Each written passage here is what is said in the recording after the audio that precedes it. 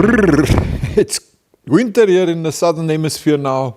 Days are short and late starts here in my climate controlled shop. Yes, inside climate is controlled by the outside climate. I think it might even be colder in than out. So my plan today is to get some paint on those fender arches. Yeah, I fabricated them quite some time ago. They've already gotten a little bit rusty. Now I know a lot of you guys have been saying that I should paint the car all nice and fresh, but we like the patina. My wife, the swimmer, as well. So we're going to keep the patina, leave it as it is, and see if we can just paint the fender arches in a way that it will match the rest of it. Don't know how that's going to work out, but we'll give it our best shot.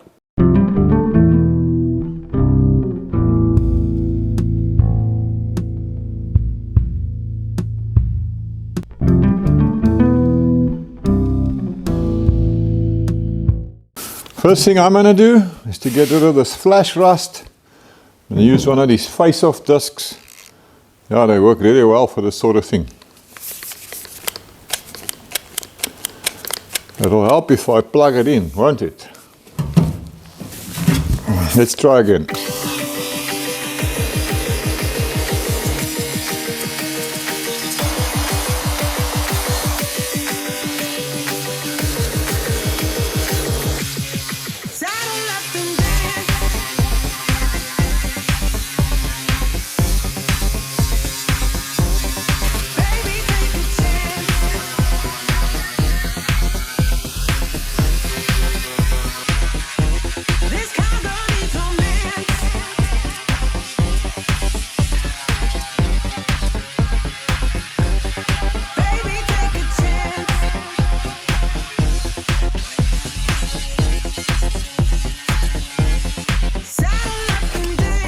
Now obviously this seam all along here has been welded and grinded.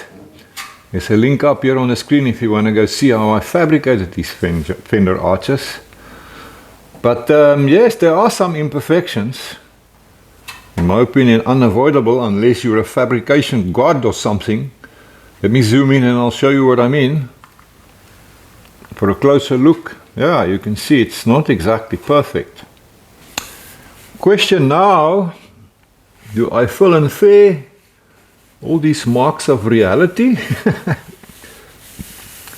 Or do I leave it just as it is? So normally I don't bother with this sort of nonsense. But then I just build ratty cars. In this case, however, I am building this little car for the boss lady. So maybe I should make a half-hearted attempt, which will get me some brownie points and nice dinners.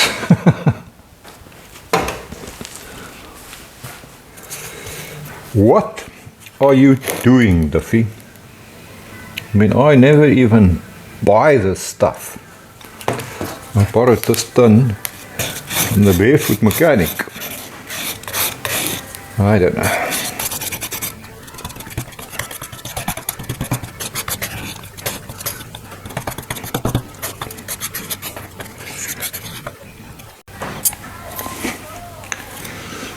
Okay, let's see.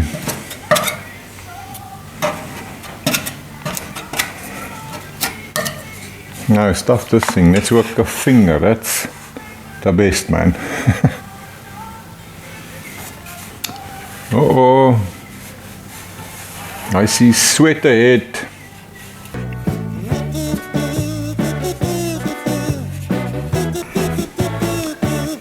I've got this sinking feeling in my gut now.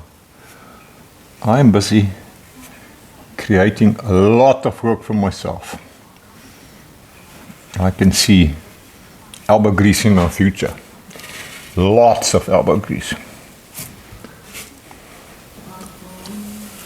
All of this just for a certain aesthetic value.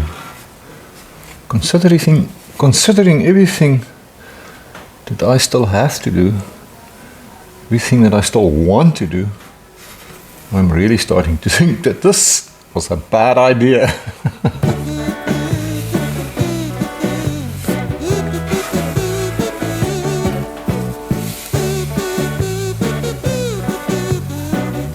20 minutes later.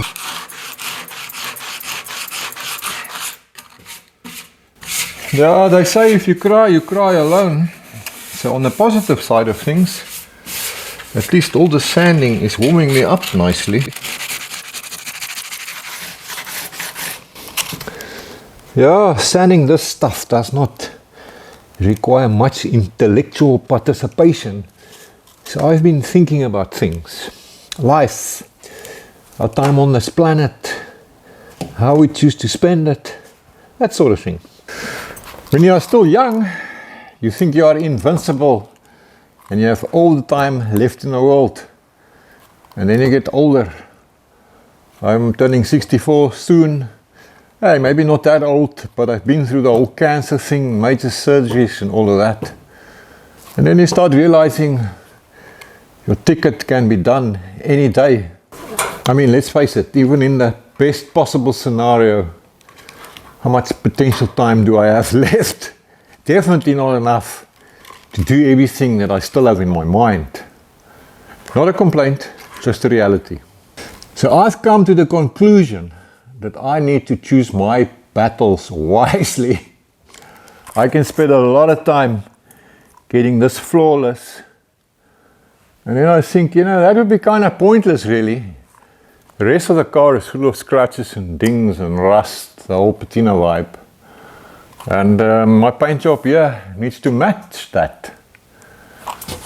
So by my figuring, a half-ass attempt is good enough, man. Yeah, anyway, that's my excuse and I'm sticking to it.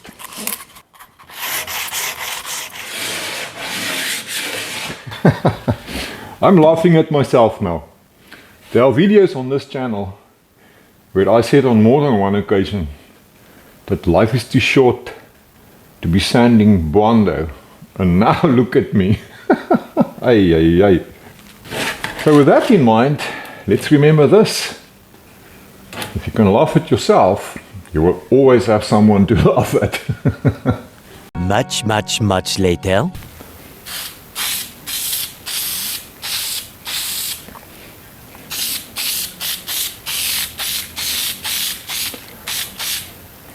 The pros would call this a scratch coat.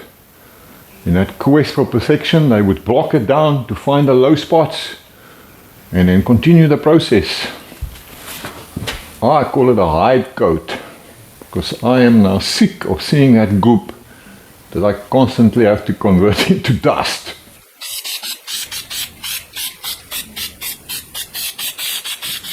Right, so my red oxide primer is dry and I've sanded all of this lightly with some P800 paper. Now you might be wondering why I didn't prime in this area right here, and I actually have a good reason for that. See, what I would like to do here is to repeat what's happening here. I have these patches where the paint is flaked off right down to the bare metal, and I would like to try and simulate that here. Now if I prime this first, the only way I can get back to bare metal is to sand my areas, and then of course I will have feathered edges. And I do want these crisp edges like we see here. So I'm going to try something here to simulate that. And then I'm going to paint over all of this directly onto the bare metal with my enamel paint. I know from previous experience that enamel paint actually sticks quite well to bare metal. So it will last a while. So I'm going to try and create my patches with this red rubber grease. I'm sure any grease will work, but this is what I've got. So what I'm doing now is I'm trying to create patches that look similar to that. So I'm using that as inspiration, and then I'll keep in mind that it needs to be random shapes. There shouldn't be any symmetry. Patches should be larger and bigger and sort of random shapes. Maybe a small little bit there. I think you're getting the idea. So I'm just going to work away at this. And I'm sure you know what's going to happen, because once I've created my patches, I'm going to paint over this. Now obviously the paint won't stick where the grease is. And then once my paint is dry, I can wipe it, and then the grease will come up off in those areas. And then I will have exposed metal that will hopefully have a similar shape to what we see that happened here. So whilst doing this, I'm constantly referring back to the original flaking, as you can see here, and trying to understand what caused it. Now, if I look at all of this, it looks to me that it's just natural wear and tear from a bad paint job or something, and then the flaking is all over the place, and it wasn't caused by a particular, so we call it a scenario, where the car was scratched or something like that. If I wanted to simulate that, my approach would have been different. For instance, this would have been a natural wear point for a paint scratch, and I'm not referring to paint wear in this case, because again, I'm referring back to what happened originally. This is not from wear, this is from paint failure. So that is what we're going to keep on trying to simulate right over here on my newly added part of the car.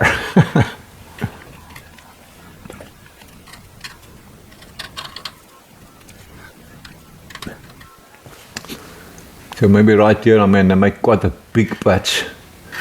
So I'm just using a off-cut piece of metal. I suppose you could use anything, stick or whatever, matchstick, anything really.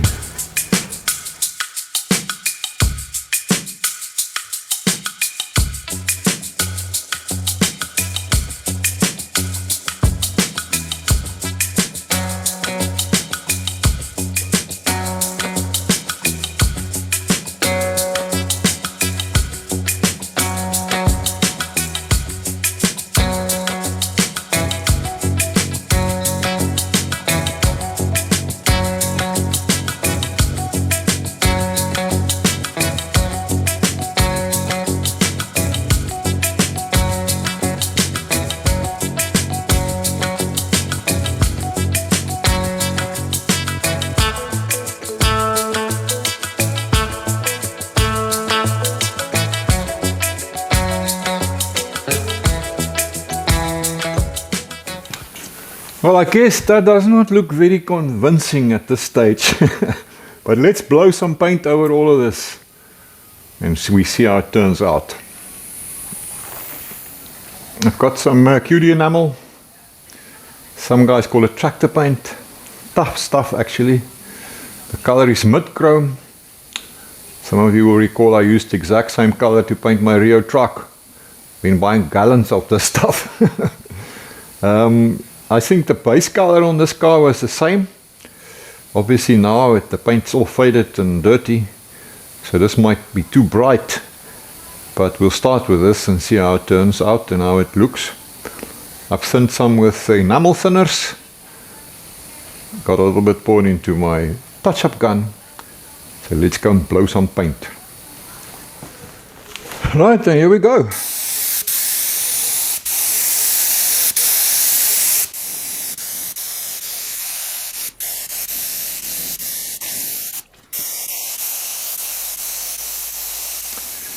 Yeah, as many of you guys will know, yellow doesn't cover well. So this is only the first coat. I'm going to let this dry a little bit, give it a second coat, probably a third coat as well, so we can just get better coverage. Yeah, first coat here on the left hand side, while I wait for the other side to dry. And yes, I know it doesn't look right at all, but let's keep the faith, shall we?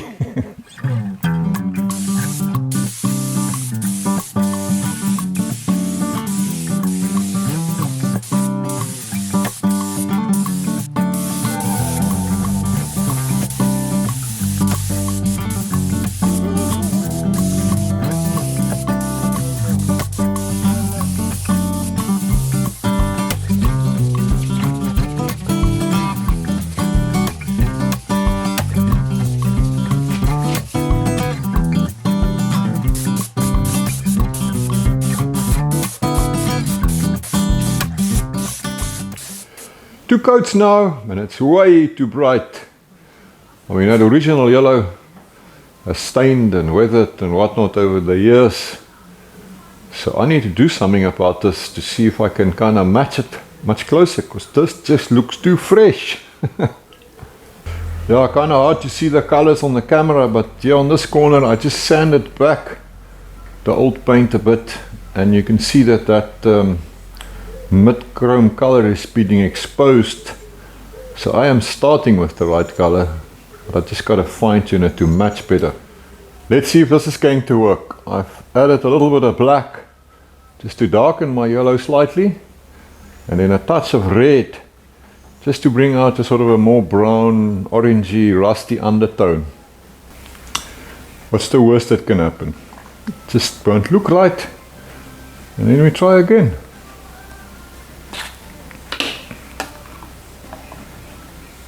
I'm going to start with a light misting, and then I can always put on more as I go along, depending on the results I get.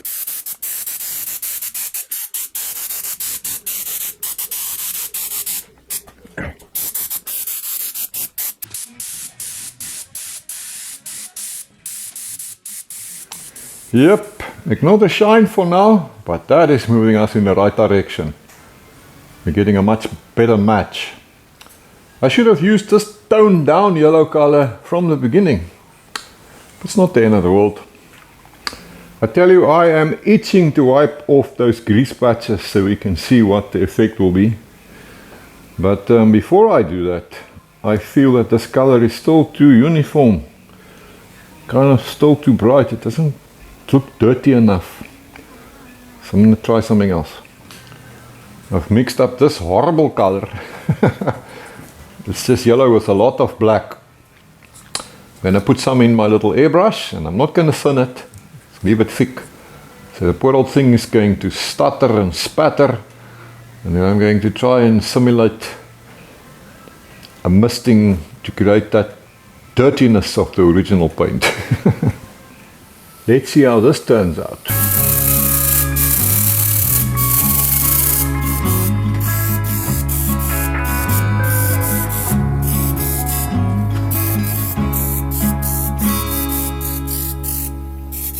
Well, it's a relatively subtle change, but I think we are getting closer. I want this paint nice and dry before I wipe off those grease patches. But while the paint is still kind of green, I'm going to mess around here a little bit and just see if I can get some more effect here by removing my overspray and adding a bit of extra effect, or whatever you want to call it. Messing up paint.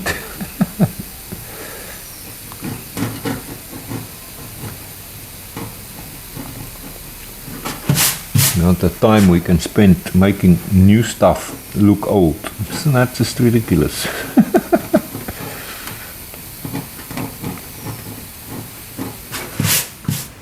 So I'm just removing my new paint here by an original flake part, if I can put it like that, and just following that edge to try and make it look natural. And of course, doing this while the paint is still green does make it a little bit easier. I think I need to go more that way a little bit to try and avoid any kind of symmetry. I'm just using an old woodworking chisel to scrape off the paint in these parts where I think it should be scraped off. Oh my soul. So I'm trying to remove any signs of spraying and painting, and I can see the outline of an old original flake patch. So I'm gonna just scrape off the paint in this area as well.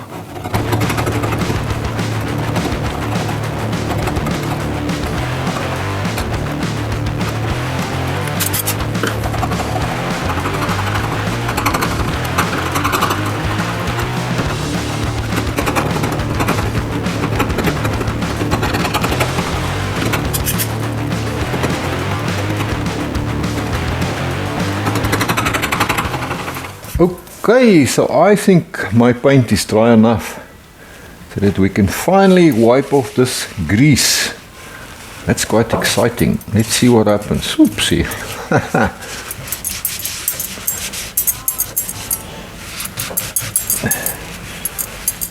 Interesting, interesting.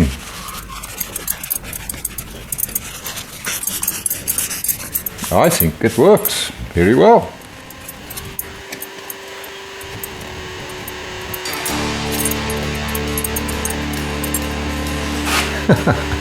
The two arch enemies, paint and grease, now purposefully used together.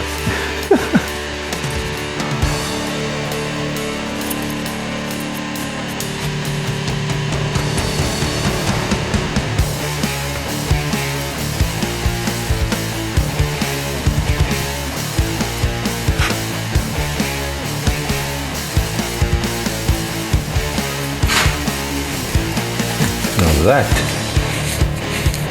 is strangely satisfying.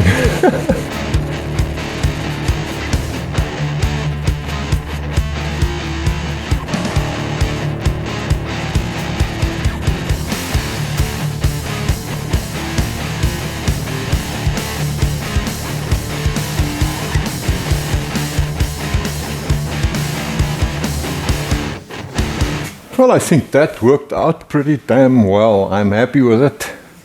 But now, of course, we do not want shiny bare metal in these patches. They need to be rusty. So I'm going to use my one of my potions to accelerate the rust. What I'm using here is a mixture of hydrogen peroxide, vinegar and salt. Link here on the screen to a video that shows you that recipe. So I'm going to just apply a little bit of this to all the bare metal patches. And as you can see, it's already starting to react and to create the rust that we want. So I'll get this on everywhere, leave it for a while, do its work. I can see right here that there's still a bit of that grease left. A grease coating, so it's struggling a little bit to do its thing, but we'll just kind of wash it with my potion and should do its number eventually.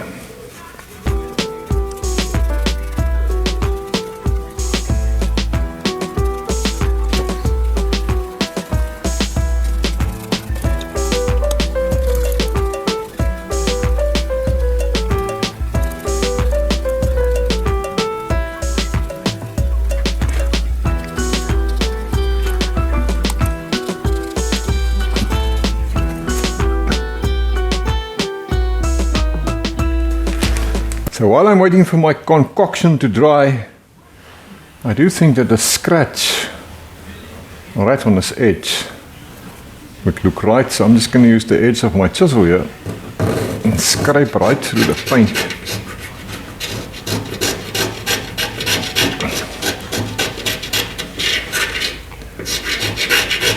Something like that. And maybe I will add a bit of my rust accelerator as well. Well, it's maybe an hour later and I've run out of patience. I want to see what this is going to look like. Now, a word of warning. Unless you have leather fingers like me, wear gloves. This hydrogen peroxide stuff burns normal skin. Yeah, it looks like I'm going to have to give it another application, eh?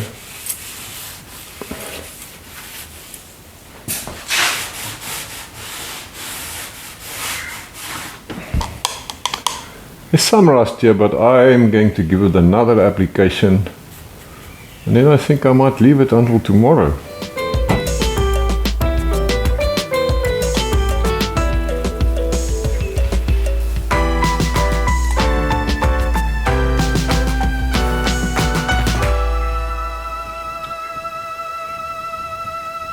The next day.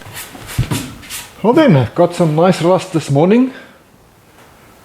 It's maybe not quite as mature as the old rust over there, But yeah, give it a little bit of time and I'm sure it'll come right.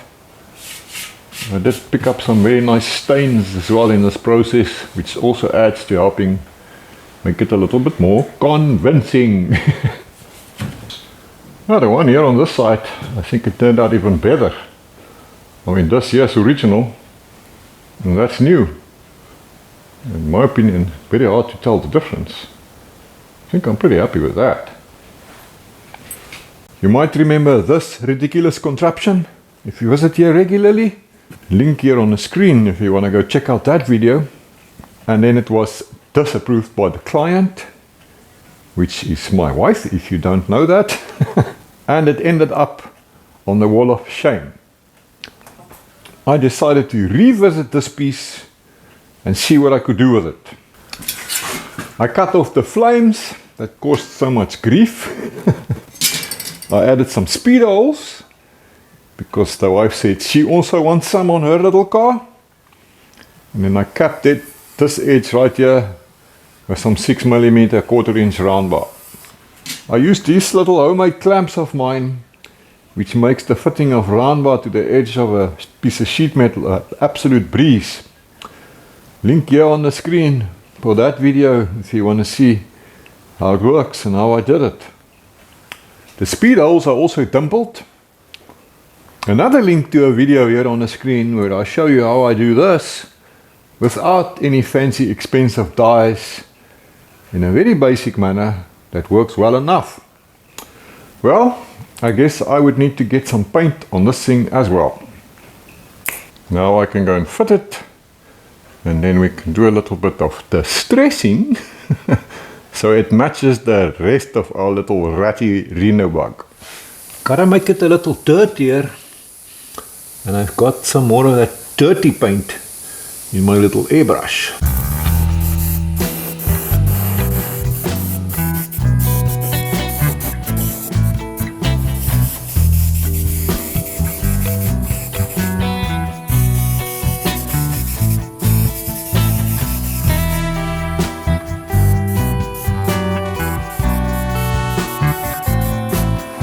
And then I think let's just transition this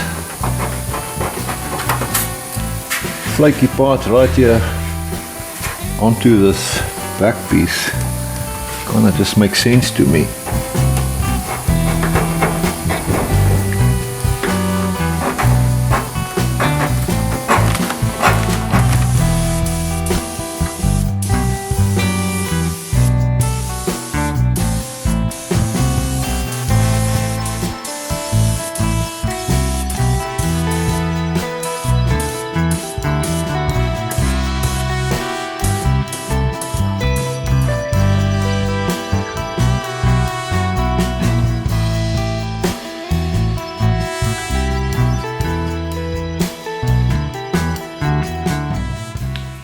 This section here, where I Frenched in the taillights, is now also painted. Link to that video here on the screen, where I did this. And there was a patch that I welded in with the taillight set originally, so that also got painted. Hey, and I added my little black T-bars or nerve bars. So let's pop in the taillights and stand back to see what this is going to look like. And that's what we have now. And I'm just thinking now, you might be wondering why I made this piece here, that it's bolted in place. Well, two reasons actually. Number one, if you can unbolt it, it'll be easier to access the exhaust for maintenance or replacement. And number two, it's a lot easier than welding in a piece here.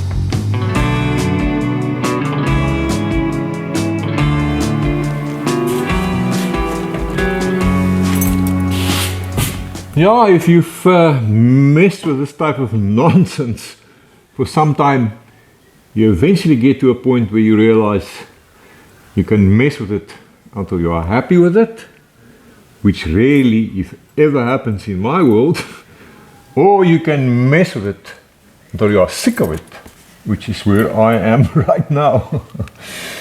But at least it's yellow, so I'm going to walk away from it. I don't know, I might come back to it at some point and scuff it a bit more and maybe eventually give the whole car a coat of thin down boiled linseed oil. But I'm calling it quits for now. If you're still here, thanks for hanging out with me and staying with me throughout this whole process. I enjoyed your company. I'll see you folks in the next one. Huh? Until then, as always, have a lucky one, my brothers and sisters. Whatever makes you happy, it just depends on